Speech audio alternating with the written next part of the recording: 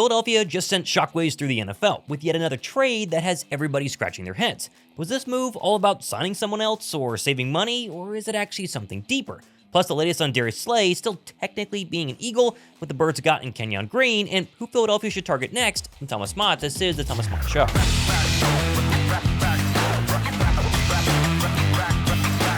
So I guess the Eagles' free agency plans so far are lose everybody, sign nobody, and make now 2 trades that has everybody losing their minds. Although if one thing's for sure, Howie clearly has a plan, but deciphering what it is will take some work, as the news out of Philadelphia this morning sent shockwaves around the National Football League when the Birds agreed to trade starting safety CJ Gardner-Johnson and a 6th-round pick to the Texans for a 5th-rounder and guard Kenyon Green. And honestly, I'm right here with you guys, completely stunned by this trade. It doesn't make a lot of sense for most areas. When you actually dig deeper, though, I think I know the reason why. Give me your thoughts down below, though, first. Now, when we first look at this trade, let's get something very, very clear. Moving Gardner-Johnson opens 0 money up for this season. This is not a let's clear some cap space to go get Trey Hendrickson sort of move. As Anthony DeBona, as usually explained well, saying the Eagles saved $3.7 million by trading away Gardner-Johnson, but after absorbing Kenyon Green's contract of $2.8 million, they only saved $900K this year. So again, this is not for this season. What it actually is for the next 3 years, as losing Gardner-Johnson will now save them $6 million against the cap in 2026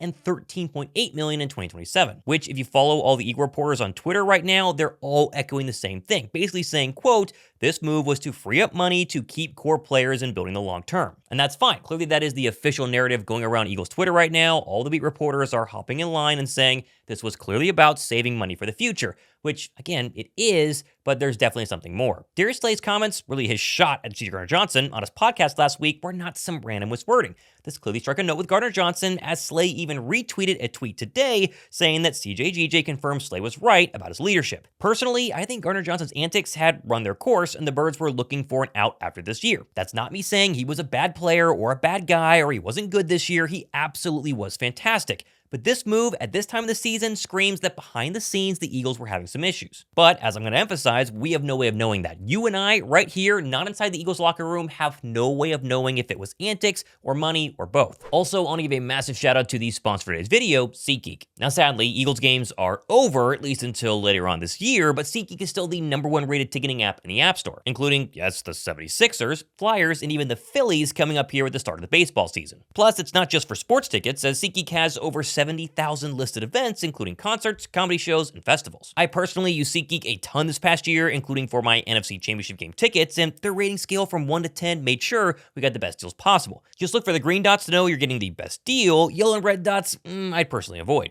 So right now, just take out your phone, download the SeatGeek app, and then add my promo code MOTT10 to your profile to get 10% off your next purchase of tickets. Or to make it easier, just click the link down below in my description box. That will take you to where you download the app, and then of course use my promo code to get your next tickets. But there have been plenty of hints on Twitter today. For instance, one being Dan Silo. I know, just hear me out for a second. He did say Christian Parker and CJ Gardner-Johnson had issues. Not the most trustworthy source, take it with a grain of salt, but it's out there. Personally, though, I think Lord Brunson had a much clearer message on his Twitter account earlier this morning where he talked about the situation. But y'all got to trust me on this, man. It had to happen. It had to happen, man. You know, I just was talking to CJ while I was in Jamaica. It had to happen, bro. It had to happen, man. You know me. I'm there like, man, listen, we got to keep the team together. We got to do this. We got to do that. But it had to happen. It simply had to happen, man. Although, as I keep saying, all I can do is speculate. What we did get later on this afternoon was CJ Gardner-Johnson himself on his Twitch stream explaining exactly what went down and saying it was a cordial call from the Birds GM who said they needed the money to keep paying the young guys going forward. I ain't gonna lie to you, I thought they were fools. For real, they don't know his touch.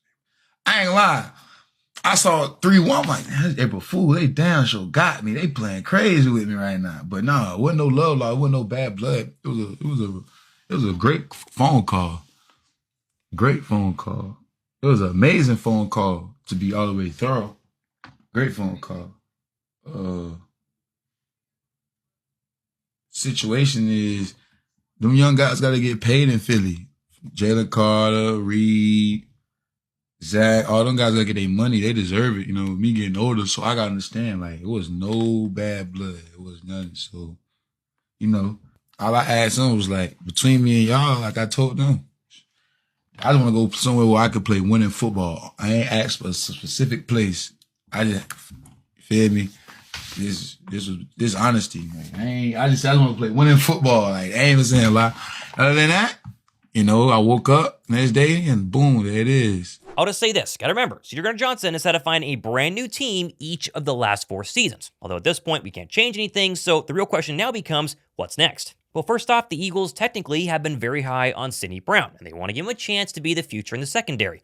Personally, I like Sidney, but he's no CJ Gardner-Johnson, but sure, he should have a chance to go ahead and compete. My best guess, though, is that they're going to look very hard with the 32nd overall pick in next month's draft and consider Georgia's Malachi Starks or USC's athletic freak Nick Emmanwori. Both of them would be awesome. Will they be there at 32? That remains to be seen, but keep an eye on the safety from Georgia. Likewise, I also think they are looking at bringing in a cheap veteran like rumored Damar Hamlin, who I'm not very high on, but could at least provide some depth and competition for Sidney Brown.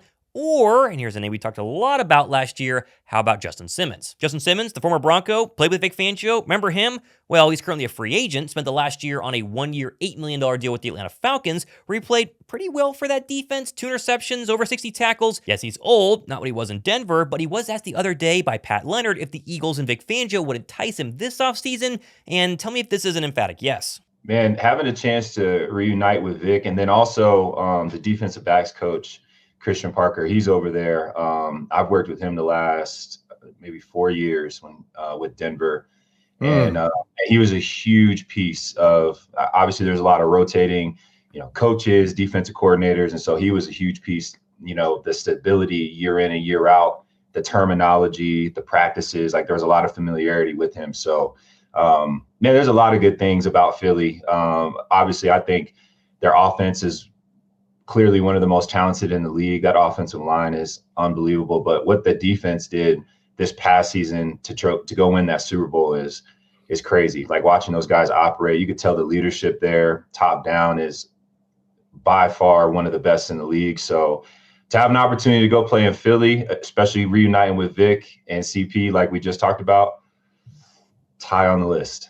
Now again, these draft picks, these free agents, they're not better than Gardner-Johnson. I would rather have kept Gardner-Johnson, but here's where we're at, and I'm trying to give you guys options. Now, I do want to talk to the crowd saying the Eagles have lost their swagger on defense because, yes, we already saw what happened when they lost Gardner-Johnson the first time, as the 2023 team had absolutely zero fight, but I think they're much better suited in 2025 going forward. They have Jalen Carter, Cooper DeJean, Quinyon Mitchell, Nolan Smith, Zach Bond. They have a ton of young leaders on this team. The fire is not going anywhere. Now, also, really quickly, I do want to mention Kenyon Green just for a second because we did get a guard in return with this trade. He was a top 15 pick and has all the tools to be a solid guard in the league, but 2023 shoulder injury caused him to miss the entire season, and he was absolutely awful in 2024, which got him benched, so he's a real project type of offensive lineman.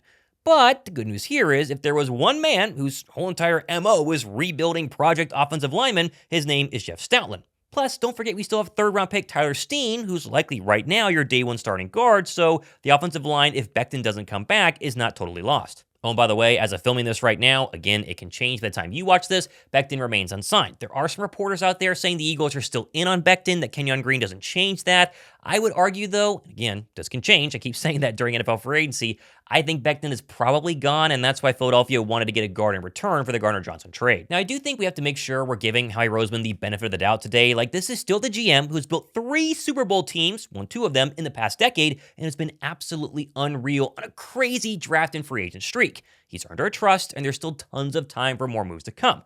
Plus, technically, he did warn us just a couple of weeks ago at the NFL Combine this offseason was going to be difficult and a little bit unconventional. Really, we have to do whatever we can to make sure that we keep this window open for as long as possible. The most important season is this one coming up, 2025, and doing whatever we can to maximize that. But we have to get creative to make sure that we're keeping as many of our good players as we can.